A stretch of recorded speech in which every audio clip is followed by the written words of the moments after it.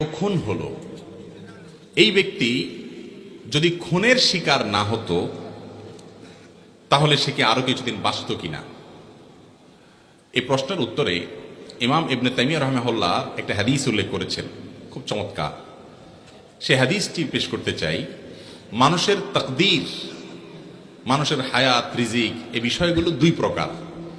একটা আছে চূড়ান্ত, একটা আছে অচূড়ান্ত। চূড়ান্ত যেটা, এই চূড়ান্ত হায়াতটার মানে হলো মানুষ টোটাল এই পরিমাণ হায়াত সে পাবে। আরেকটা হলো অচূড়ান্ত, অর্থাৎ শর্ত সাপেক্ষ। এই কাজটা করলে তার এতদূর হায়াত হবে, এটা না করলে এতদূর হবে। এটা হলো অচূড়ান্ত।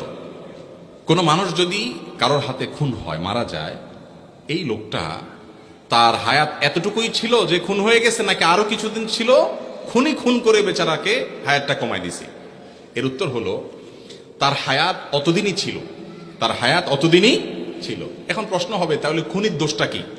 তার হায়াত শেষ হয়ে গেছে, তার দুনিয়া থেকে যাইতে সে আরো সহযোগিতা না করলো, টাইম তো শেষ, তার তো যাইতেই হবে। তাহলে তারে খুন করে তার টাইম অনুযায়ী যাওয়ার পথটা সুগম করে দিছে, এমন কি দোষ করছে সে? ব্যাপারটা এরকম হয় না? দীর্ঘ আলোচনা করার সুযোগ নাই, শুধু এটুকু বলি, খুনিকে আল্লাহর পরিমাণ শাস্তি দিবেন এই জন্য যে তার হায়াত শেষ না শুরু, এটা নিয়ে তো তোমার দায়িত্ব নেই। তোমার কোনো দায়িত্ব, তোমার তো আল্লাহ মালাকুল মউত বানায় নাই, বানাইছে? তুমি অন্য মানুষের হক রক্ষা করবে, কারোর জীবন যেন বিপন্ন না হয় সেই জন্য দায়িত্বশীল থাকবে।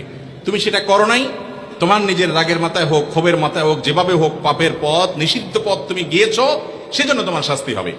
আর ওই ব্যক্তির যে মৃত্যু হয়েছে, সেই মৃত্যুটা সময় মতো হয়েছে কিনা, আর সে বাঁচত কিনা, এ বিষয়ে বলতে গিয়ে একটা হাদিস বলছিলাম।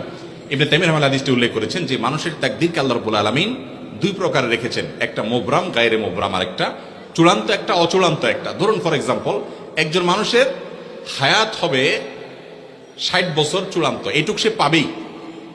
আর এরপরে এডিশনাল আরো 10 বছর আল্লাহ তাআলা, কারোর জন্য 10, কারোর বছর 12, কারোর জন্য কোনো মেয়াদে আল্লাহ তাআলা এডিশনাল হায়াত রেখেছেন। এই এডিশনাল হায়াতটা বান্দার বিভিন্ন কাজের উপর নির্ভরশীল রেখেছেন।